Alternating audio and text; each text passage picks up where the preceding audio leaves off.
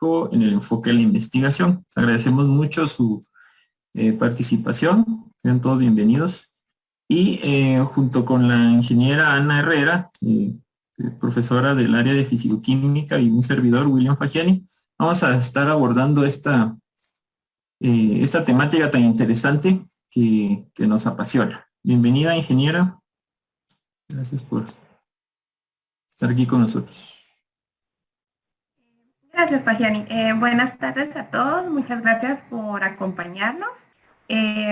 Para empezar, pues les vamos a explicar cómo va a estar dividida la actividad, porque es una actividad que hemos preparado para desarrollarla durante varios días, para que la información no quede condensada en un solo día, sino que la podamos ir distribuyendo y la podamos ir entendiendo un poquito mejor. Entonces, en realidad decidimos llamar a esto un seminario, y esto que miran en su pantalla ahorita es el contenido que vamos a ir desarrollando. Está dividido en 4 módulos, ¿sí? El primer módulo va sobre principios y el análisis exploratorio en la estadística. El módulo 2 va sobre el muestreo e inferencia estadística. En el módulo 3 vamos a hablar sobre modelización, y en el módulo 4 vamos a hablar sobre experimentos, sobre cómo poder diseñarlos de la mano con la información que nos puede dar la estadística. Si puede pasar a la siguiente diapositiva, Fagiani, por favor. Y estas son las fechas en las que vamos a estar trabajando. El módulo 1 pues va a iniciar hoy, 15 de abril, y vamos a tener otra sesión el próximo jueves para continuar con la temática que vamos a empezar a abordar hoy. El módulo 2 lo vamos a desarrollar en mayo, el 20 y el 27 de mayo. El módulo 3, el que va sobre modelización, lo vamos a estar desarrollando en julio, el 22 y el 29 de julio. Y el módulo 4, pues lo vamos a terminar de ver en agosto, el 19 y el 26 de agosto.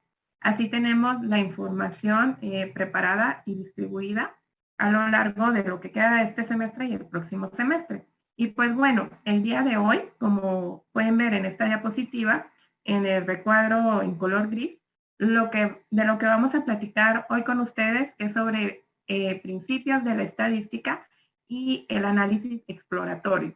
Entonces hoy vamos a ver bastante de los principios de jerga y de terminologías que nos interesan al hablar de estadística, y vamos a ver cómo va eso de la mano con las investigaciones que se puedan llegar a plantear, ¿sí?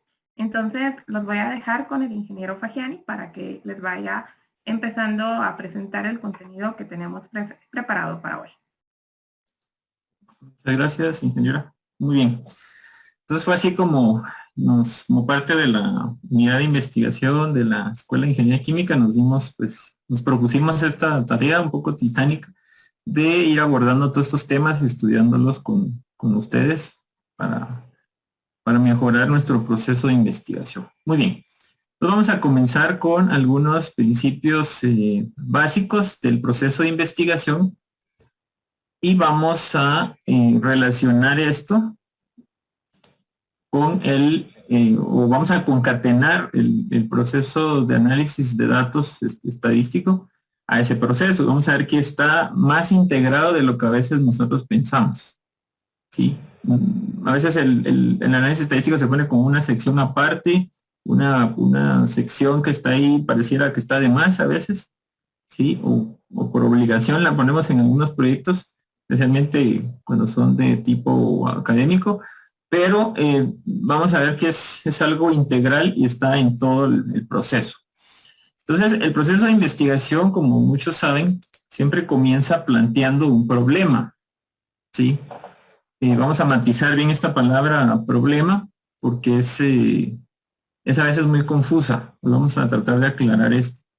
Entonces, el problema no es más que la serie de preguntas o cuestionamientos que nacen de una problemática mayor, ¿sí? Después de un proceso de delimitación. Preguntas que nosotros deseamos responder, ¿sí? Que le queremos buscar solución desde una perspectiva investigativa, ¿sí? Entonces, desde ese nivel nosotros podemos comenzar a pensar en los tipos de análisis que vamos a ir haciendo. Desde ahí podemos ir nosotros comenzando a vislumbrar qué vamos a necesitar con esta información, con la información que la investigación nos puede dar. Luego de eso, ustedes saben que se plantean objetivos como la forma en la que nosotros vamos a responder estas preguntas. ¿Sí? Es esencial. Entonces, estos tienen que tener una cadena de congruencia muy, digamos, fina, ¿sí? Para que el objetivo nos dé exactamente lo que necesitamos hacer para llegar a la solución del problema. Entonces, en los objetivos ya aparecen los análisis como parte de la metodología, ¿sí? Respondiendo a ciertas preguntas que vamos a ver más adelante para estructurar un objetivo. Ya en el objetivo, el análisis estadístico aparece presente, ¿sí? Luego ya diseñamos una metodología para cumplir los objetivos, ya sea una forma de preparar nuestro objeto de estudio, depende del tipo de investigación, obviamente, si hay que hacer mediciones, una encuesta, etcétera. Cualquier herramienta, esas herramientas nos van a dar información. Entonces tenemos que planificar esta metodología, ¿sí? Y ahí seguimos pensando en los análisis. Entonces la metodología, al llevarla a cabo, nos genera información, ¿sí? Cualquier heterogeneidad que nosotros encontremos en el espacio conceptual o concreto en el que estemos, ya es información, ¿sí? Y lo que buscamos es esa variabilidad que nos pueda decir algo del objeto de estudio del universo del que estamos nosotros extrayendo esa parte que vamos a estudiar, ¿sí? Entonces, esta información es la que ya nos importa, cómo es generada, ¿sí? Y es generada desde un punto de vista planificado a partir de los objetivos, ¿sí? Entonces, la información debe ser generada de tal manera que permita ya hacer un análisis de ella, ¿sí? No solo estadístico, cualquier tipo de análisis matemático, gráfico, etcétera, tiene que estar preplanificado en los objetivos, ¿sí? No tenemos que inventarnos qué vamos a hacer ya que tenemos los datos, eso es lo importante, sino que el objetivo es el que nos dirige a este tipo de análisis. Una vez hacemos el análisis, interpretamos la información, generamos las respuestas del problema, que al final es el conocimiento que queremos construir. Ese es el producto de la investigación, ¿sí? Entonces, la primera confusión que nuestro proceso de investigación a veces nos da es que el problema lo planteamos de una forma, digamos, de un enfoque a veces cerrado, pero no porque en esencia esté mal, sino que lo estamos viendo de la forma incorrecta, ¿sí? Entonces vamos a hablar primero de ese problema, ya que tenemos este proceso, ¿sí? Si tienen dudas las pueden colocar ahí en el chat y voy a estar pendiente de las responder. Muy bien, entonces vamos a diferenciar dos tipos de problemas, ¿sí? El problema de investigación, que es el que nos va a interesar actualmente, en este momento, ¿sí? Donde nosotros seleccionamos un objeto de estudio, una parte del universo, puede ser un objeto concreto, un objeto ideal, puede ser solo información en sí, no necesariamente tiene que ser material, ¿no? Puede ser cualquier objeto que se pueda conceptualizar, ¿no? Ese objeto sería la parte que vamos a estudiar.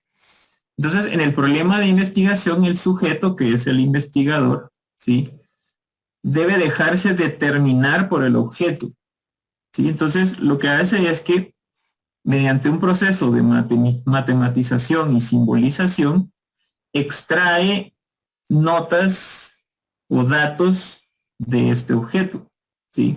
Entonces la matematización es muy importante por la forma en que va a presentar esos datos, ¿sí?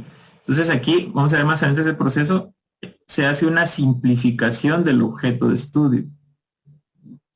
Entonces luego esa información, como ya vimos, debe ser analizada e interpretada, ¿sí?, para construir una versión mental del objeto, una versión, una imagen de él, conceptual del objeto, que nunca va a ser exactamente igual al objeto, siempre va a tener imperfecciones. Por ejemplo, acá vemos la forma es un poco distinta. Entonces el objeto de estudio va a tratar de reproducirse en la mente del investigador, y eso es lo que él después va a tratar de reportar, digamos, en un artículo científico, en un informe, ¿sí? A ese objeto que se apropia, a esa imagen de la que se apropia el sujeto, es el conocimiento que nosotros debemos sintetizar, ¿sí? Entonces aquí hay dos términos que parecen opuestos. Análisis, que más adelante vamos a ver que viene de dividir o fragmentar, y síntesis, que es lo opuesto, donde volvemos a armar. Entonces, ese es digamos, la esencia de esto. Entonces, el análisis estadístico, entre otros tipos de análisis, eso es lo que hace: fragmentar la realidad, la información, simplificarla desde ciertas perspectivas, para luego sintetizarla en un objeto simplificado que luego vamos a tratar de utilizar, ¿no?, para resolver otro tipo de problema, que es el problema técnico, ¿sí? Entonces aquí a veces en las investigaciones no es que el problema esté mal, sino que estamos usando un problema técnico en lugar de un problema de investigación. El problema técnico generalmente se presenta cuando el objeto tiene un problema, digamos, por ejemplo, en la ingeniería, un proceso puede ser el objeto de estudio no está funcionando bien, ¿sí? Presenta ciertos problemas que no nos permite obtener lo que nosotros deseamos. Entonces el sujeto ahí determina el objeto, ¿sí? Pero ¿cómo lo determina? A partir del conocimiento que ya tiene sobre él. O sea, los problemas de investigación construyen conocimiento. Generalmente se hacen compendios como libros, artículos, y entonces eso alimenta lo que llamaríamos la técnica, que es la forma de accionar sobre el objeto que uno conoce previamente a partir de esto, y lo puede modificar. O sea, hacer una acción sobre él para generar una solución que es una modificación del objeto. Esto es un problema técnico, ¿sí? Entonces las investigaciones no resuelven problemas técnicos, resuelven problemas de investigación. Con el conocimiento luego un profesional como un ingeniero, un médico, etcétera, puede usar el conocimiento de las investigaciones para resolver problemas técnicos donde modifica el objeto. Sí. Espero que eso quede claro. Entonces, en nuestro proceso de investigación, ¿dónde entra la parte estadística? ¿Sí? Entonces tenemos una problemática que está llena de problemas técnicos, ¿sí? Pueden ser problemas de tipo social, tipo de ingeniería, de sanitarios, médicos, etcétera, ¿sí? De esa problemática nosotros tenemos que buscar qué es lo que queremos conocer, ¿verdad?, que son las preguntas de la investigación. Entonces, con esas preguntas generamos los objetivos para responderlas, ¿sí? Pero esos objetivos tienen que estar enlazados a la problemática porque tienen que tener un propósito, ¿sí? No los vamos a cumplir solo por hacerlo, digamos. Especialmente si es una investigación aplicada, tiene que estar enlazada con la problemática de una forma muy íntima, ¿sí? Entonces, para cumplir los objetivos, la metodología me va a decir cómo lo voy a lograr, ¿no? Ese es digamos que el esquema de cómo planificamos nuestra investigación. Entonces, el centro, al final, el corazón de la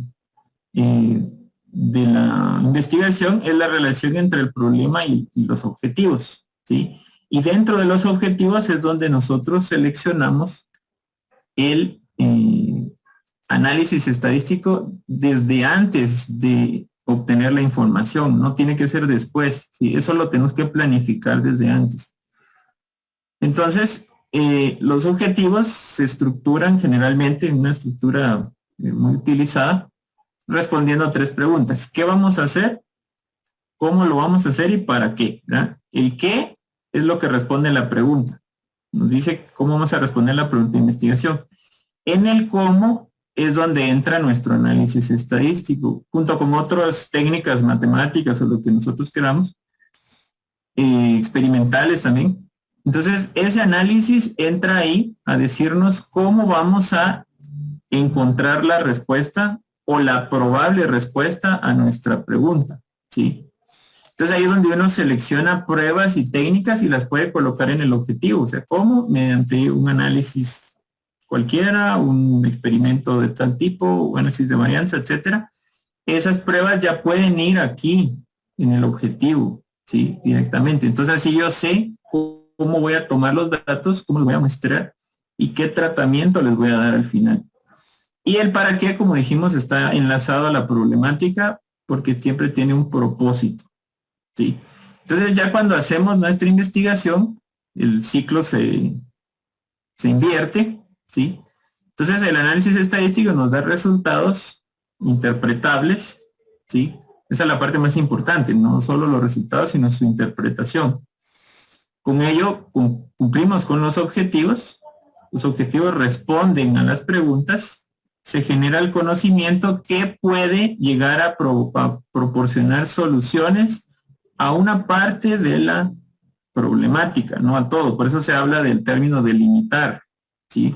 Donde seleccionamos una fracción de la problemática, porque las problemáticas a veces son muy grandes y no las podemos abarcar totalmente. Entonces, de esas soluciones posibles, podemos evaluar si esos objetivos serán los correctos. Entonces, esto es lo que hace que el proceso de investigación sea recursivo y un círculo virtuoso, ¿sí?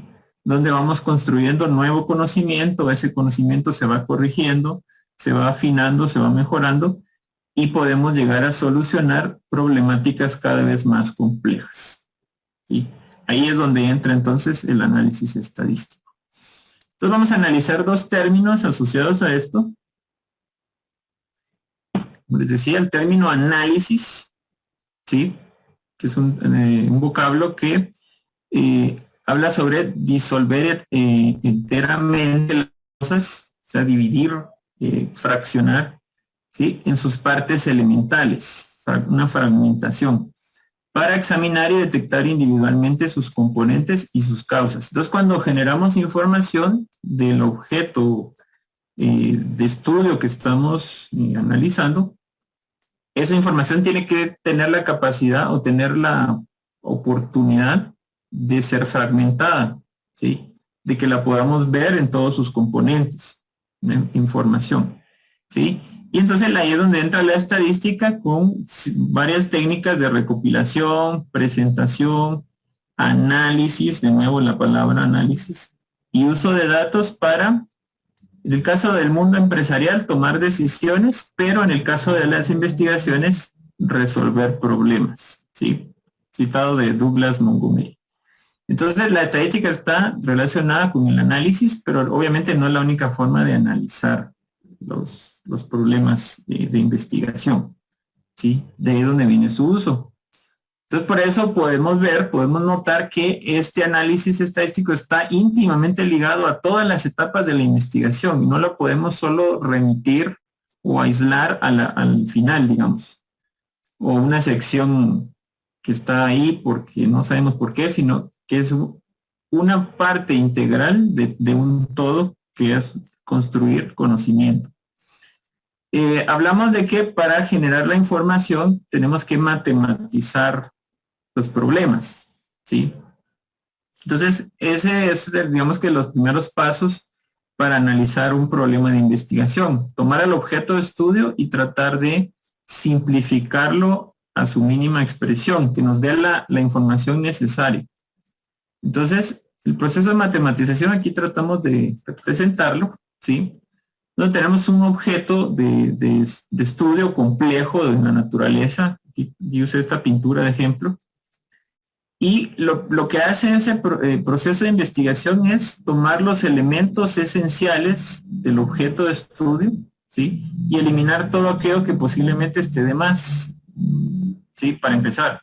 Luego se puede ir perfeccionando y complicando más. Entonces, la primera parte es la simplificación del objeto, ¿sí? A nivel conceptual. Luego, existe una parte que no siempre se hace, pero donde uno establece ciertos axiomas o supuestos que son necesarios para el estudio, ¿sí? Por ejemplo, cuando en física decimos vamos a despreciar la fricción, por ejemplo, eso es un supuesto. O en termodinámica, vamos a asumir que el universo es un sistema aislado, por ejemplo.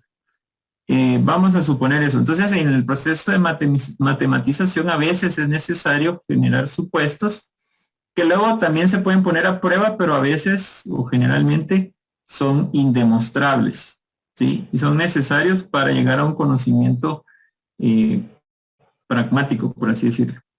Y el último paso, que es el más importante, lo que vamos a hablar, ¿no?, a continuación, más adelante, es la generación de variables. ¿Sí? Entonces, una variable es un ente matemático, ¿sí?, que trata de caracterizar a la simplificación del objeto mediante estos objetos ideales que pueden tomar diferentes valores. Depende de su naturaleza conceptual, ¿sí? Con ellos nosotros caracterizamos matemáticamente al objeto, ¿sí? Y de esa forma creamos una versión mental de él desde el problema, ¿sí?, para poderlo analizar. ¿No? Muy bien. Entonces, a continuación vamos a ver unos ejemplos con la ingeniera Herrera de investigaciones donde aparece el análisis estadístico y la importancia que esto tiene. Los voy a dejar aquí de compartir. Gracias, Fagiani. Ahorita les voy a compartir yo mi pantalla para que vayamos viendo estos ejemplos. Solo un segundo.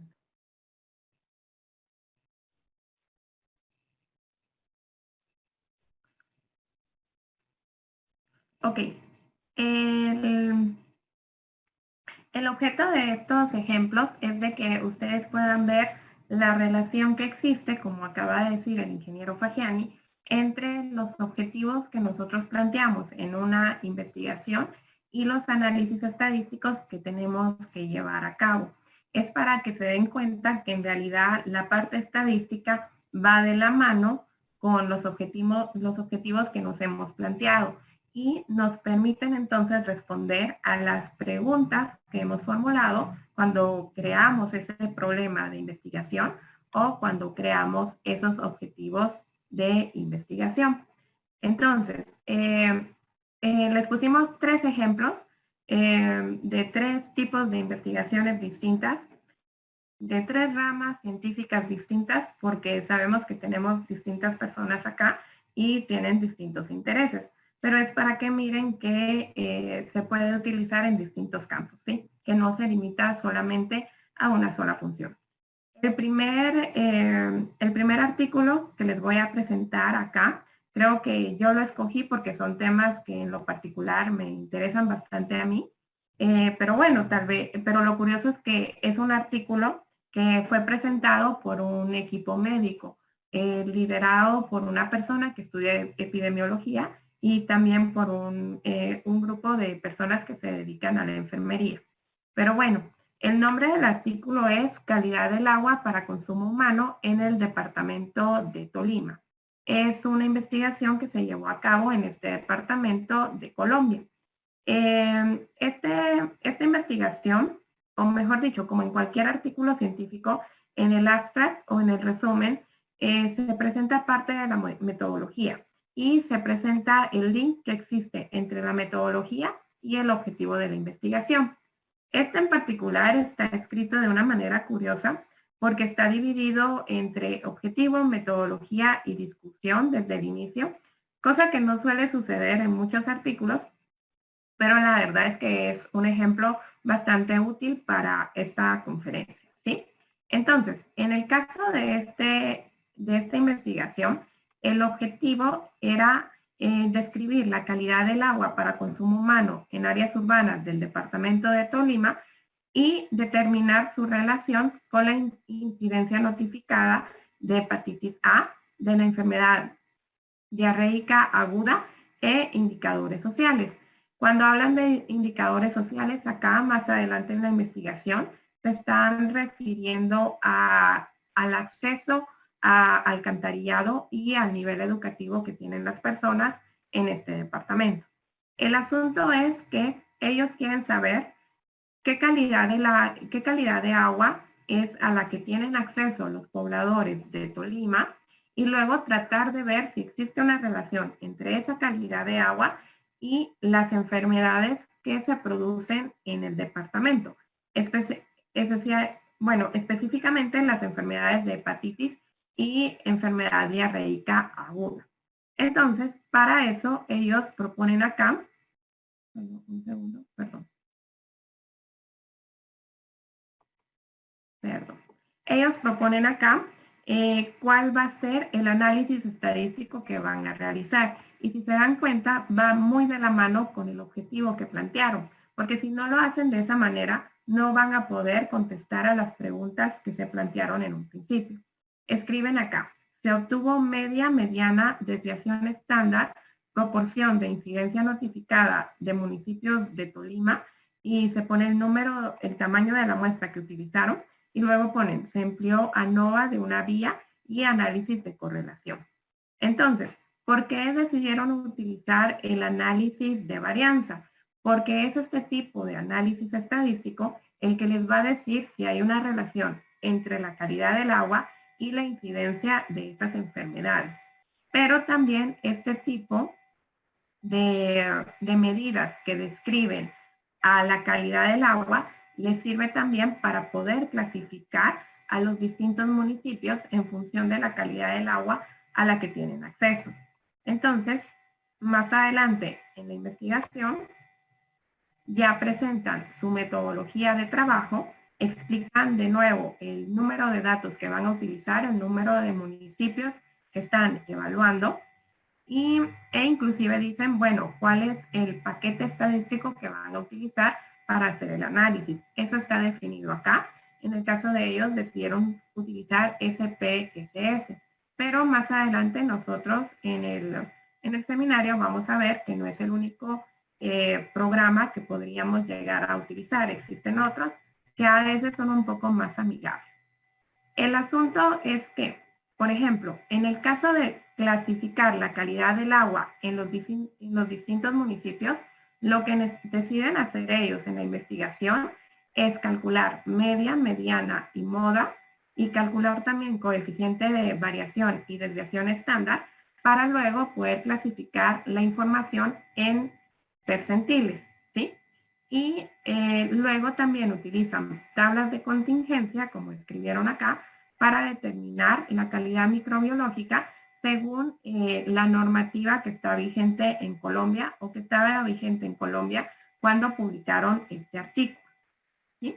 Además, escriben más adelante que hicieron el análisis de varianza, como les acabo de decir, con un nivel de significancia del 5% y que esto les permitió determinar si existían diferencias estadísticamente significativas entre la calidad del agua y las proporciones de incidencia acumulada de las enfermedades. Eso les iba a decir a ellos si sí había una relación que podría ser comprobada estadísticamente entre la incidencia de la enfermedad y la calidad del agua que había en el municipio. A raíz de eso, obtienen estos resultados. ¿Cierto?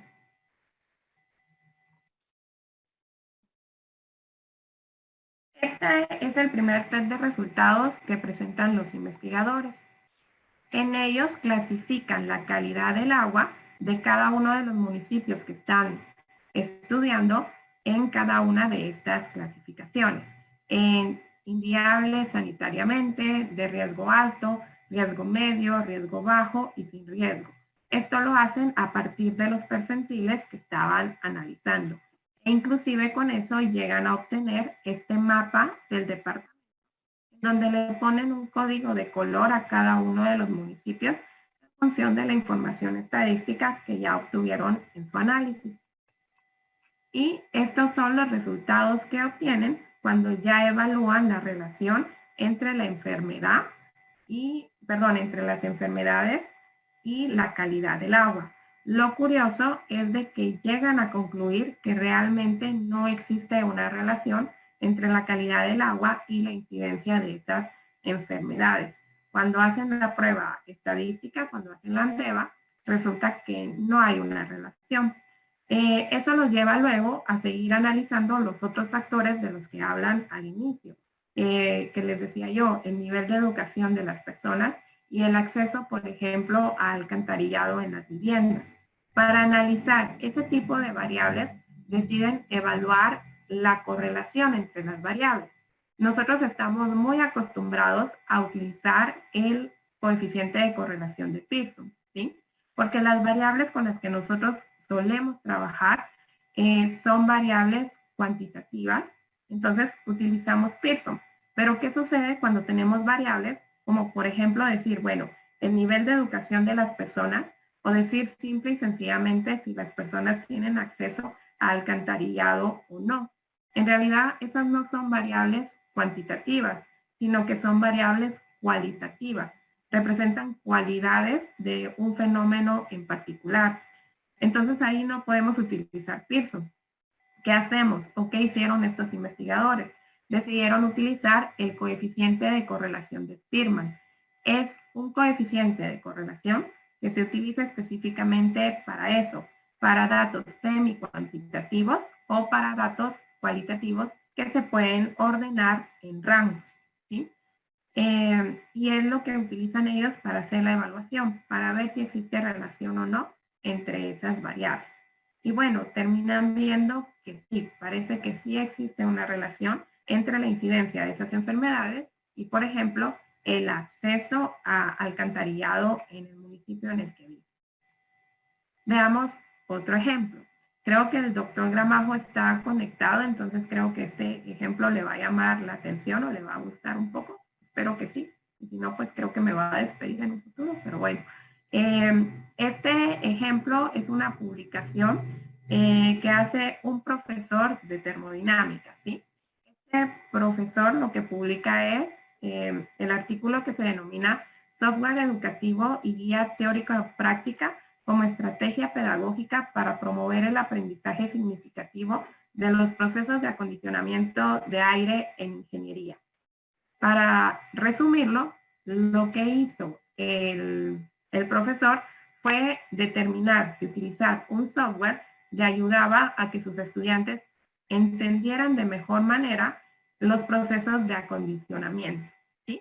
Y lo pone en el resumen del artículo. Dice, el artículo presenta una interfaz gráfica de usuario desarrollada en Microsoft Visual Studio para la simulación de procesos de acondicionamiento de aire y el efecto significativo que tiene su implementación en el curso de termodinámica. Como les digo, él quería saber si el hecho de implementar ese programa en su curso le iba a servir o no para que los estudiantes aprendieran mejor. Entonces, quiero que noten el tipo de evaluación estadística que él hace, porque literalmente toma a sus estudiantes de colegios de India y mira si aprenden o no, hace pruebas con ellos. Entonces dice más adelante, para evaluar estadísticamente la diferencia del rendimiento promedio entre los grupos en términos de claridad, precisión y pertinencia, se toma una población de 60 estudiantes del grupo control y experimental y se realizó una prueba T, que permitió determinar con un nivel de significancia del 5%, la existencia de un efecto significativo al implementar el software como soporte en la enseñanza. Lo que les digo que quiero que noten en el tipo de prueba que utilizó es de que él dice que utilizó una prueba T. A lo que se refiere es que hizo una comparación de poblaciones que no tienen relación la una con la otra, ¿sí? ¿Por qué quiero resaltar esto? Porque he notado en mis estudiantes que, y inclusive en mí misma, que tenemos una mala costumbre de creer que todo en estadística se resuelve con ANDEVA. Por algún extraño motivo tenemos esa idea bien implantada en nuestra mente. y no es cierto. No es la única prueba estadística que existe y pues no resuelve todos los problemas estadísticos que tenemos.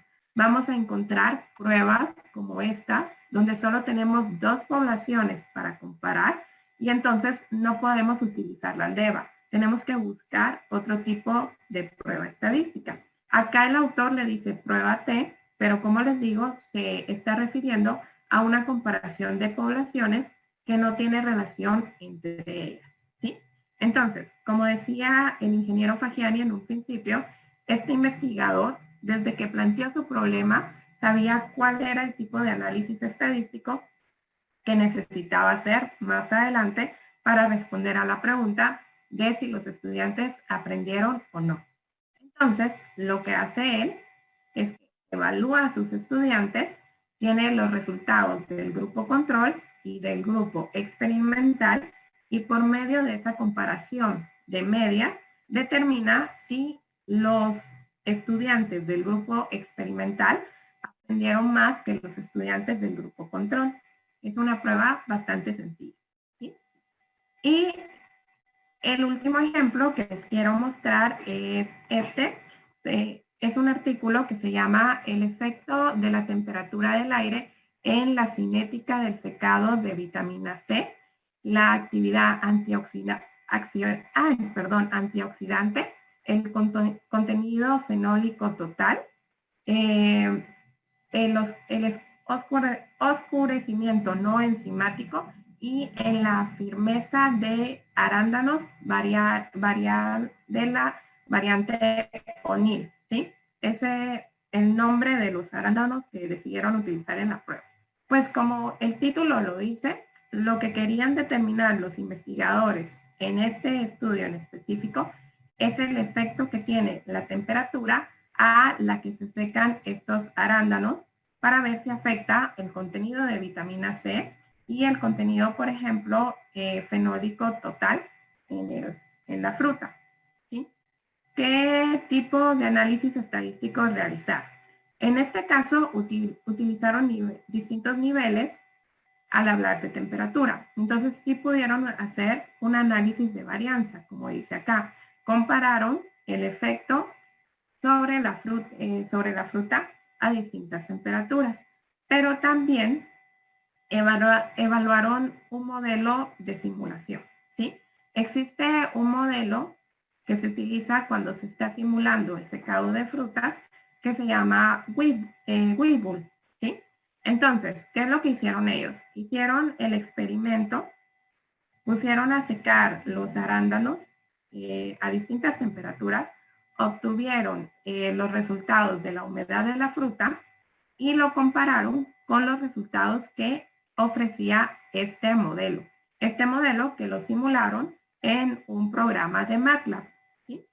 Entonces, tuvieron que utilizar estadística para ver si los datos que obtenían se ajustaban o no al modelo. Nosotros lo podríamos ver con cierta facilidad en las gráficas que obtuvieron. El modelo está representado acá por la línea continua, en tanto que los puntos, los rombos, los triángulos y los cuadrados representan a los datos experimentales. Como pueden ver, los datos experimentales se acercan bastante a la línea del modelo, pero aún así, los investigadores no se quedaron solo con esta respuesta, sino que hicieron la evaluación, por ejemplo, del parámetro de Pearson para ver si se ajustaba bien o no, que es el que nosotros entendemos con mayor facilidad. Y pueden ver que en casi todas las temperaturas, Pearson fue de 0.99, lo que querría decir que hay un buen modelo, que hay un buen ajuste, que el modelo de Webull se ajusta bien a todas estas temperaturas, a representar el proceso a todas estas temperaturas. Pero también utilizaron el chi cuadrado y la suma de los cuadrados del error para evaluar igual el ajuste de cada uno de los datos al modelo propuesto. Es otro de los objetivos que tenían los investigadores y que pudieron evaluar utilizando estadística. Pero también recuerden el nombre del artículo y el objetivo principal, que era ver si el contenido de vitamina C cambiaba o no. Y estos son los resultados que ellos presentan, al menos de manera gráfica, ¿sí? Tienen distintas temperaturas en el eje X y en el eje Mami. En el eje Y presentan el contenido de vitamina C. Hola, mami, ¿qué haces? Entonces pueden ver que a distintas temperaturas... Mami, ahora hablando que te bañaste y todo eso. Mami, ahí perdón, ¿será cuando que vayamos, pueden ahí apagar sus compramos un micrófonos, por tunecia y una favor? tulima para tu uñita de tu pie. Henry, ¿podrías Por apagar tu... favor, Sí. No, pero tú como siempre decís eso, pero a mí siempre se me olvida. Y yo también estoy Sí. haciendo porque mi uñita se empezó a poner así, pero todavía Permítanme está un empezando. momento, Mejor le vamos a empecé a echar eso. solucionar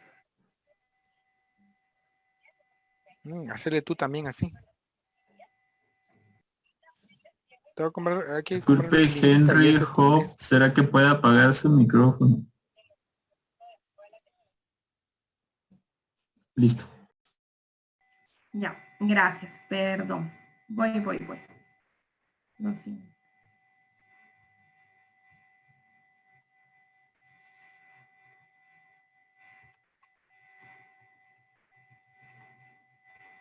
Estábamos viendo lo de los arándanos, ¿verdad? Bueno, entonces, como les decía, en el caso de las distintas temperaturas, ustedes pueden ver acá en el eje Y que al final del experimento consiguen distintas concentraciones de vitamina C en la fruta. Pero aparte de analizar esto con la Andeva, también hicieron una prueba de Tukey. La Andeva solo nos dice si existe diferencia entre los grupos. En este caso, entre utilizar distintas temperaturas.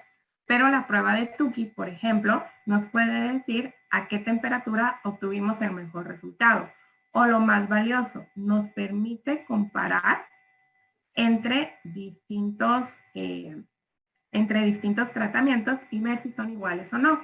Por eso es que acá los investigadores, arriba de las barras, le pusieron letras. Y las letras, mejor dicho, las barras que tienen las mismas letras, pues son resultados que son idénticos. Bueno, no idénticos, pero que son muy parecidos desde el punto de vista estadístico.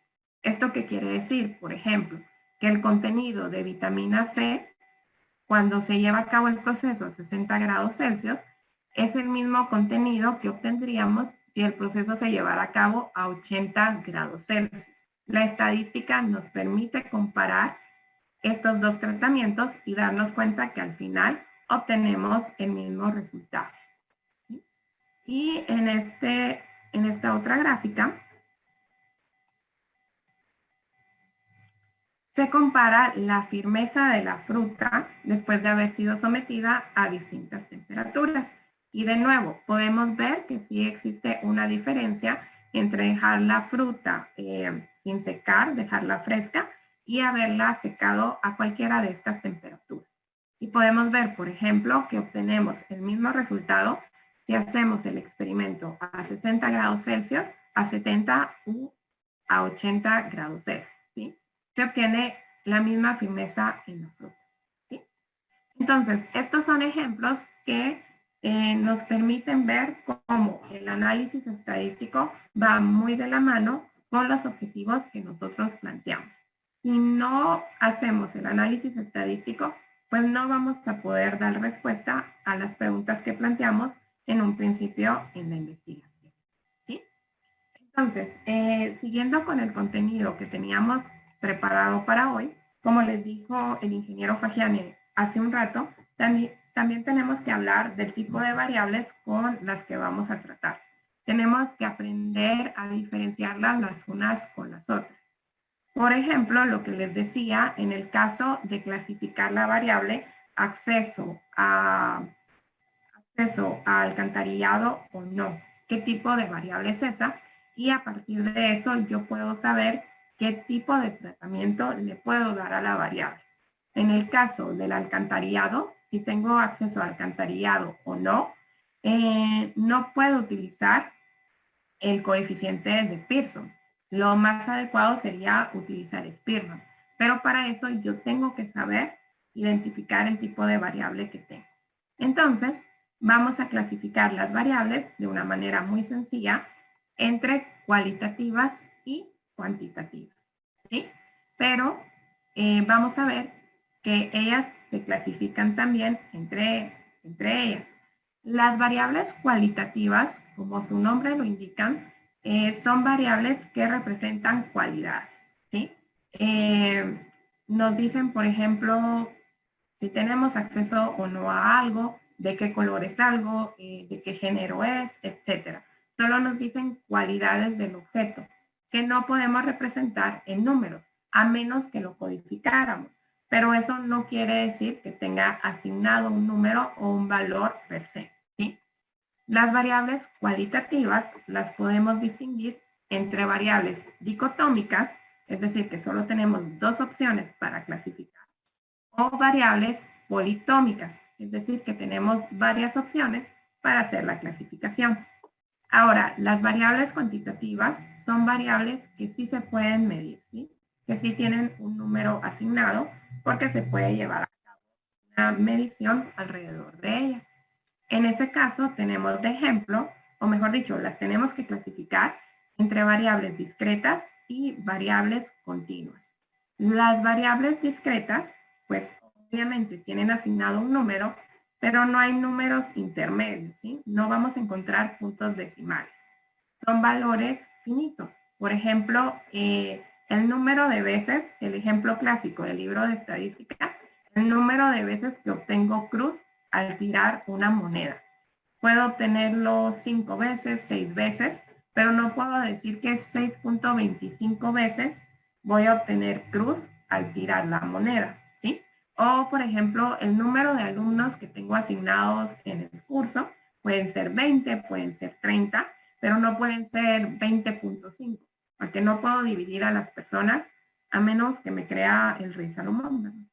Y están las variables cuantitativas continuas, que sí son una escala continua. Sí puedo decir, por ejemplo, que mi mesa de trabajo mide medio metro, que mide 0.75 metros, ¿de acuerdo?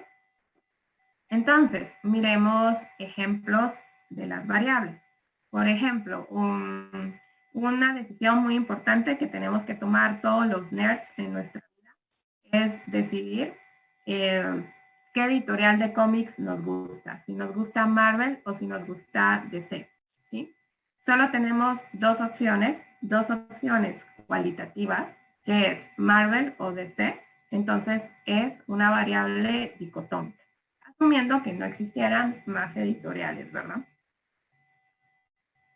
Otro ejemplo que viene de la mano de lo que estábamos hablando del artículo sobre el software educativo para la clase de termodinámica.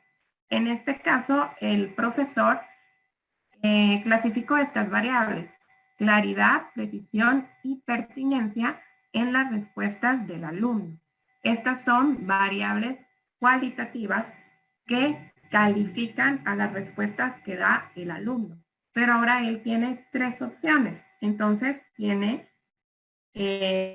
una variable cualitativa politónica. Tiene más opciones que solo las dos que vimos hace un momento, ¿sí?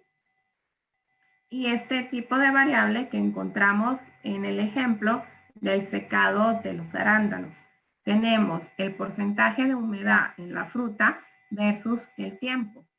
En cualquier caso, las dos variables son variables cuantitativas continuas, ¿sí? Ahora hablemos de las escalas de medición.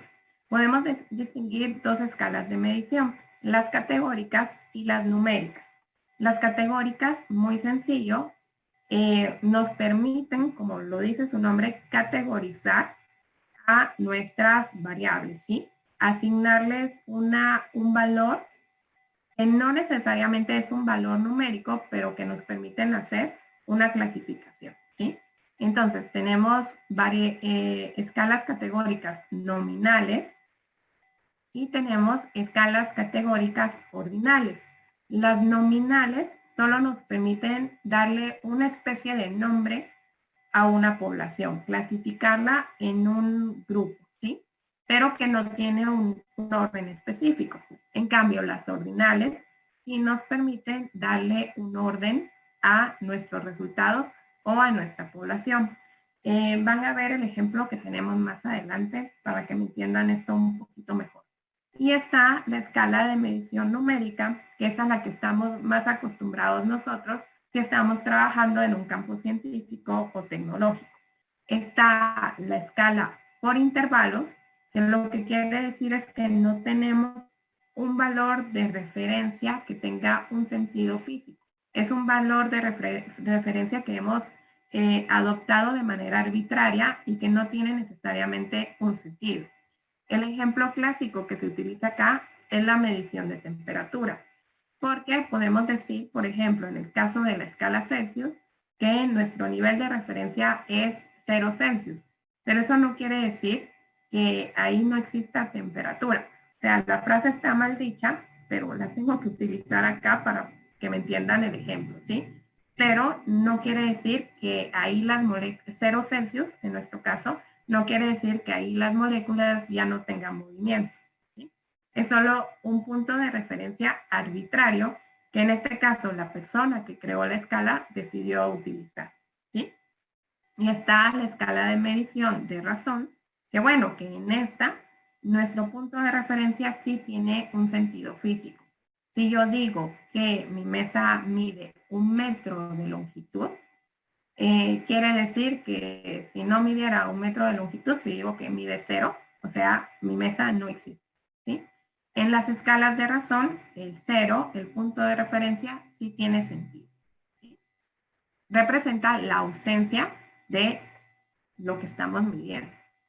Entonces, miremos esta escala. No sé si ustedes saben sobre esto, con el ingeniero Fagiani nos enteramos hace unos cuantos días de este tipo de escala que a mí se me hace muy simpática. Es de mucha utilidad, la verdad, todos deberíamos de saber que existe. Pero bueno, es una escala que utiliza Anacafé para categorizar a los cafés de Guatemala. Entonces lo que han hecho es que han dividido a los cafés que se obtienen en Guatemala en 8 regiones, ¿sí? Entonces cada región tiene ciertas particularidades, ¿de acuerdo? Entonces esta es una escala nominal. No es que si un café cae en la clasificación Fraijanes va a ser mejor que un café que cae en la clasificación Cobán. No, o sea, solo son distintos tipos de café. No los puedo ordenar como el mejor y el peor. Otra cosa es que cada quien tenga un gusto distinto y prefiera, por ejemplo, el de San Marcos, ¿sí? En cambio, este tipo de escala sí es una escala ordinal, porque sí puedo ordenar los datos que yo obtengo. En este caso, lo que se representa acá es el índice de calidad del aire que utiliza la EPA en Estados Unidos para decirle a los pobladores de distintos estados la calidad del aire que están respirando.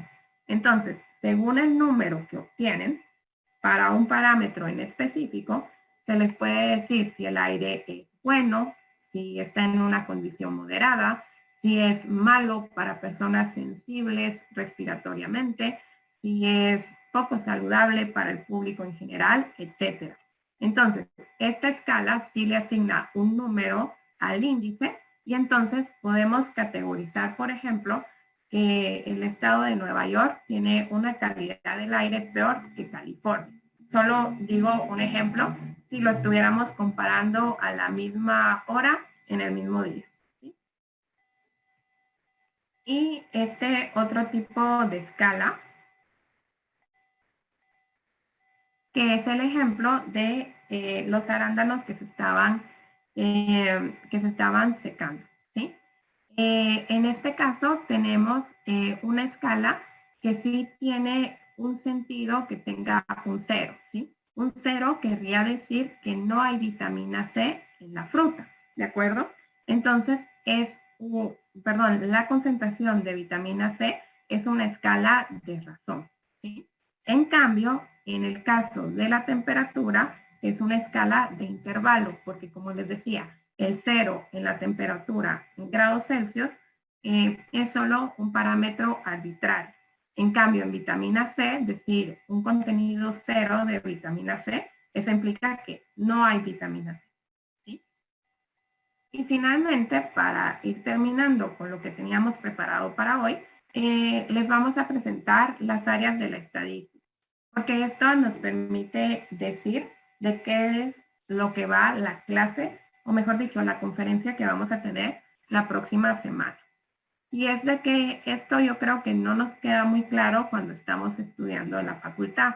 No podemos distinguir muy bien entre los tipos de estadística que existen y cuál es la utilidad de cada. ¿Sí? Para eso copié acá la cita o el enunciado que había puesto el ingeniero Fagiani más adelante en la presentación, donde decía que es la estadística. En este enunciado, Douglas y Montgomery dicen que la estadística es la recopilación, presentación, análisis y uso de datos para tomar decisiones y resolver problemas. Pero noten esta diferencia que hacen los autores acá. Habla de recopilación y presentación y además habla de análisis. Por ejemplo, cuando nosotros solo calculamos promedios o coeficientes de variación, no podemos analizar los datos, no podemos decir nada si estamos tratando de comparar datos, ¿sí? Tenemos que utilizar otra rama de la estadística para poder hacer ese tipo de análisis y para poder contestar a las preguntas que habíamos visto que tenemos que desarrollar como parte de nuestro problema de investigación. Entonces, la clasificación es muy sencilla. La estadística se divide en estadística descriptiva y en estadística inferencial.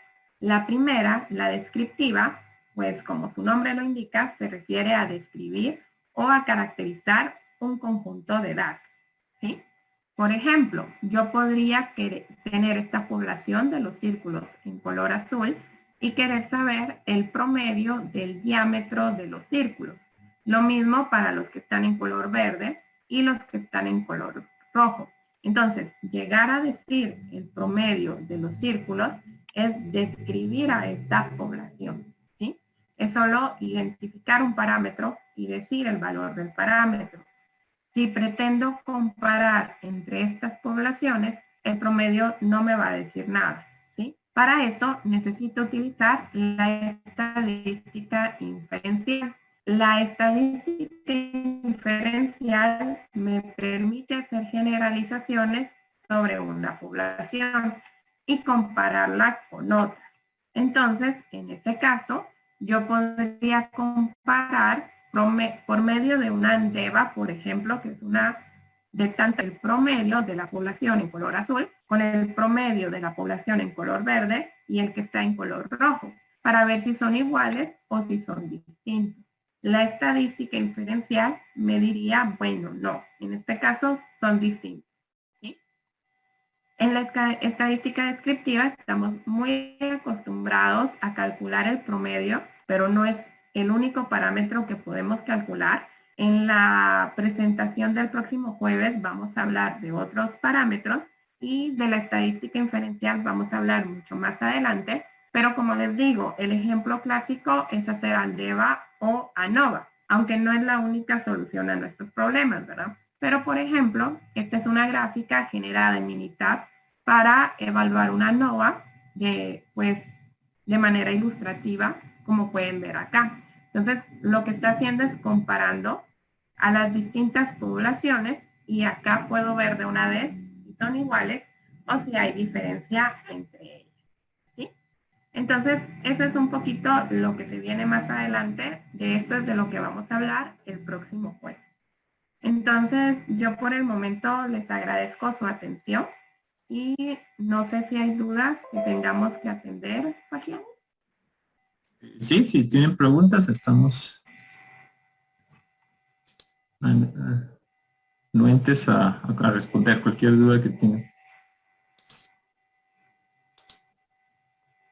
No sé si puede usted revisar el chat porque yo por algún extraño motivo no puedo. Sí, aquí lo estoy viendo, todavía no hay dudas. ¿No? No. Pues a todos, les saluda Adela Marroquín. Hola. Buenas tardes, ingeniera, ¿cómo está? Bien, gracias.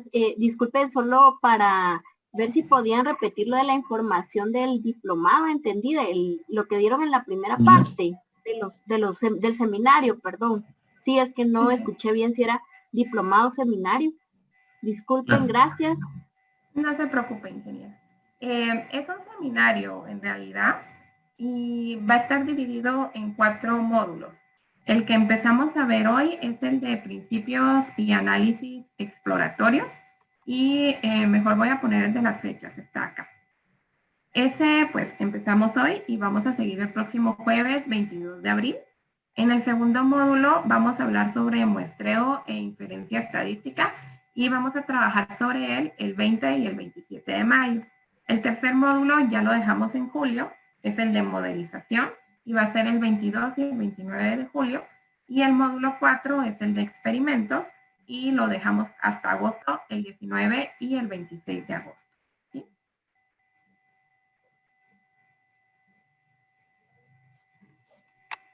Muchas gracias. Y de cada uno van a mandar los links, así como nos enviaron la invitación.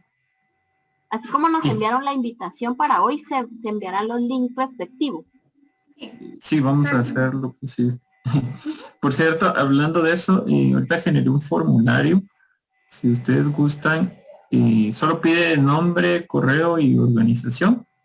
Si lo pudieran llenar ahorita en un rato, así tenemos los datos de quienes estuvieron hoy y les podemos mandar a su correo electrónico tanto la invitación de la siguiente sesión como algún material que podamos generar para que sigamos en esto, a que no se pierda el hilo. Entonces ahí les puse el link en el chat, si nos pudieran hacer el favor de llenarlo. Solo son 3 preguntitas. Buenas tardes, ¿cómo están? Buenas tardes. Yo tengo una preguntita. Ustedes, dentro de su experiencia, ¿cuál ha sido el error que han visto en los estudiantes a la hora de plantear su diseño de experimento?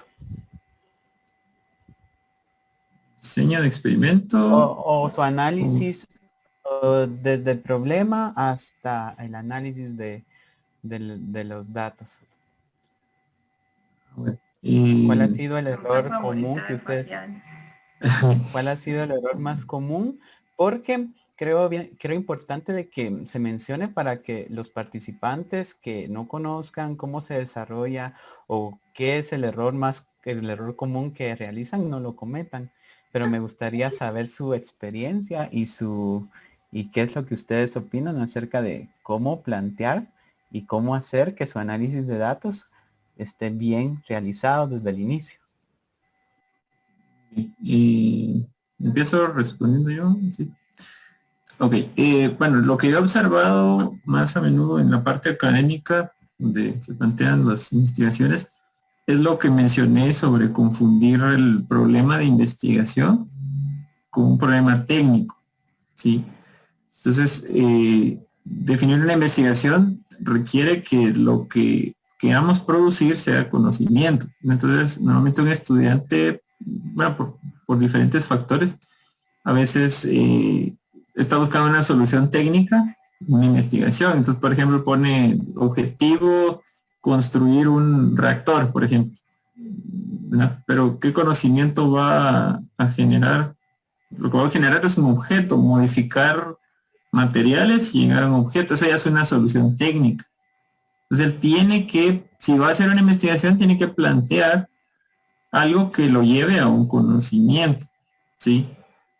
Con ese conocimiento después se puede construir un reactor en un proyecto técnico, ¿verdad? Que sería otro tipo de trabajo, digamos.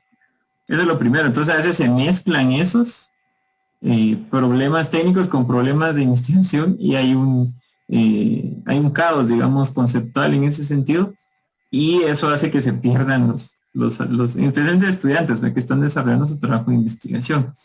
Luego la siguiente parte es cuando plantean los objetivos, en el problema, sí, cuando plantean los objetivos, no toman en cuenta las conclusiones a las que quieren llegar, ¿sí? Si son conclusiones, y a veces las conclusiones las presentan con certeza absoluta, sabiendo que casi todas nuestras investigaciones son muestras de un universo de datos casi infinito. Entonces, a veces la forma de expresarse en una interpretación debe ser utilizando juicios problemáticos que expresen probabilidades. Entonces, manejar ese tipo de lenguaje es importante porque nuestro conocimiento jamás va a ser totalmente certero. ¿Verdad? Hay un problema epistemológico de llegar a la certeza del conocimiento que no lo resuelve ninguna de las ciencias. Entonces, tienen que manejar probabilidades siempre que vayan a presentar, digamos,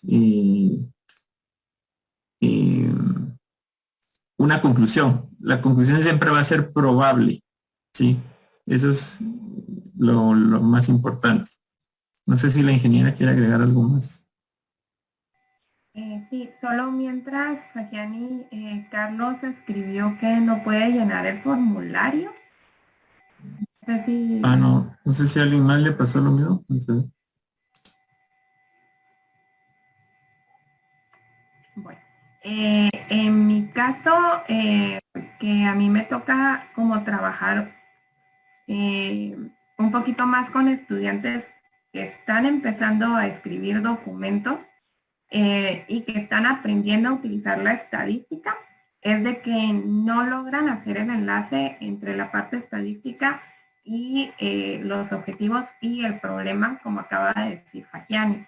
Ellos miran la parte del análisis estadístico como un complemento o como un requisito más que tienen que llenar a la hora de escribir los reportes, y pues no es eso. En realidad la parte estadística les va a permitir responder a las preguntas que se están planteando en los experimentos que les estamos proponiendo. Entonces, a raíz de eso también pasa, por ejemplo, como les dije en la presentación, que aprenden qué es la ANDEVA, pero creen que la ANDEVA se utiliza de manera infinita. Entonces hay problemas que se resuelven con otro tipo de análisis estadístico y ellos solo utilizan ANDEVA todo el tiempo. O, por ejemplo, utilizan Pearson para todos los tipos de variables que aparecen por ahí. No distinguen entre variables cualitativas y cuantitativas y deciden siempre utilizar Pearson.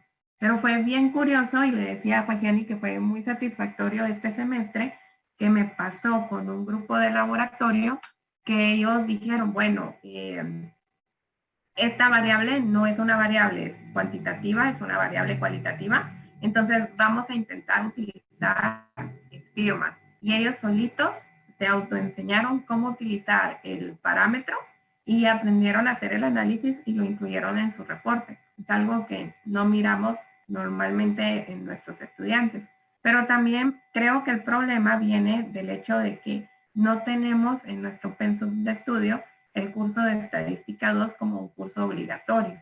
Y a veces muchos de nosotros, incluida yo en el pecado, lo llevamos hasta el final de la carrera. Entonces, igual me ha pasado a la hora de leer protocolos de tesis, de que la parte estadística se mira que solo la pusieron para casar ahí, y el análisis estadístico que proponen siempre es la ANDEVA, y no, existen muchos otros, y pues hay que investigar sobre ellos o leer sobre ellos, o no tener miedo a consultar sobre ese tipo de análisis estadístico, ¿sí? No sé si hay más preguntas. Creo que hay una, vamos a ver. Freddy Cumes dice, ¿cuál sería la mejor forma de decidir qué método utilizar para comprobar nuestro análisis estadístico? Esa sí es bastante amplia. Bueno, podemos mencionar, desde el problema tenemos que ir detectando qué fenómeno estamos estudiando. Cuando hacemos la matematización, es donde aparecen los tipos desde el planteamiento del problema. Al matematizarlo aparecen las variables, ¿sí? Y los tipos de variables ya es el primer criterio para seleccionar, porque hay análisis para variables, como decía la ingeniera, análisis para variables cuantitativas, análisis para variables dicotómicas, análisis para variables. Entonces ya estamos, seleccionando varias opciones, entre miles de opciones que hay, ya un grupo de análisis que ya nos podrían servir por el tipo de variable, ¿sí? Que el problema ya tiene. Ya en los objetivos, según lo que queremos, a lo que queremos llegar, ¿sí? Entonces ya comparamos, yo quiero llegar a este conocimiento, y entonces al investigar la técnica estadística, esa nos dice, esta técnica estadística lo lleva a este resultado. Entonces uno compara lo que quiere llegar con lo que la técnica estadística nos puede llevar. Y si concuerda, entonces ese probablemente es el mejor análisis. Sí, esos serían, para empezar, los criterios más importantes. No sé si la ingeniera quiere agregar algo.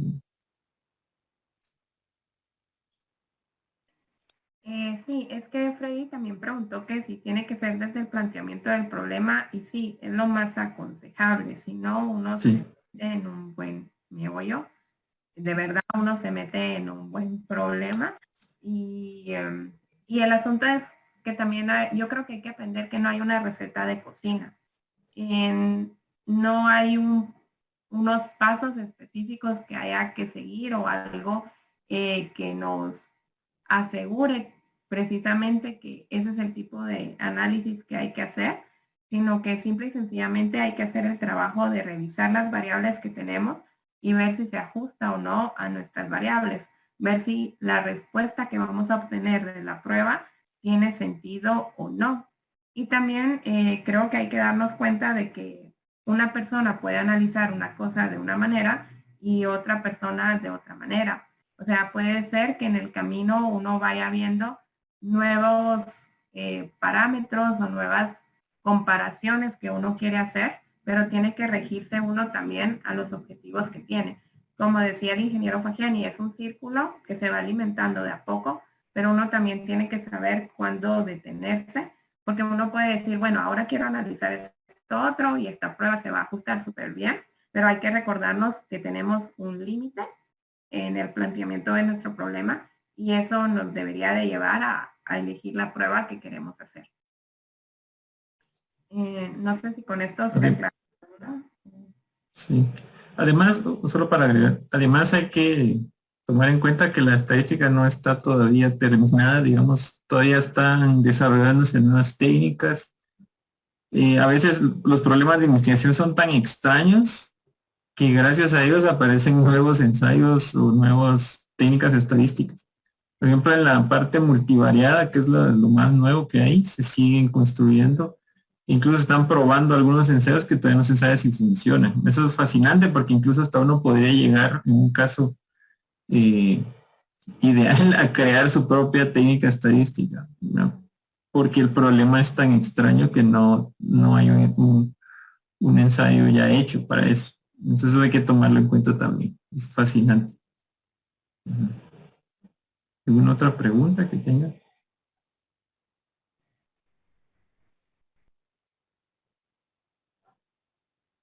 ¿Algún comentario? Bueno, gracias, muy bien. Me parece que va a ser que no. Sí. Bueno, entonces en el próximo sesión vamos a hablar sobre el análisis exploratorio de datos, ¿sí? Vamos a repasar algunas cosas sobre estadística descriptiva, que a veces uno piensa que ya lo sabe todo, pero van a ver que se descubren cosas interesantes aún ahí. Entonces vamos con la ingeniera Ana, vamos a seguir, ¿verdad? Estudiando junto a ustedes y quienes se quieran unir. Más principios que nos van a servir. Y toda colaboración, toda opinión que ustedes tengan es bienvenida siempre. Ok, entonces les agradecemos mucho por su atención y por su paciencia y quedamos en comunicación para la próxima semana. Esperamos volverlos a ver por acá. Feliz tarde. Saludos a todos.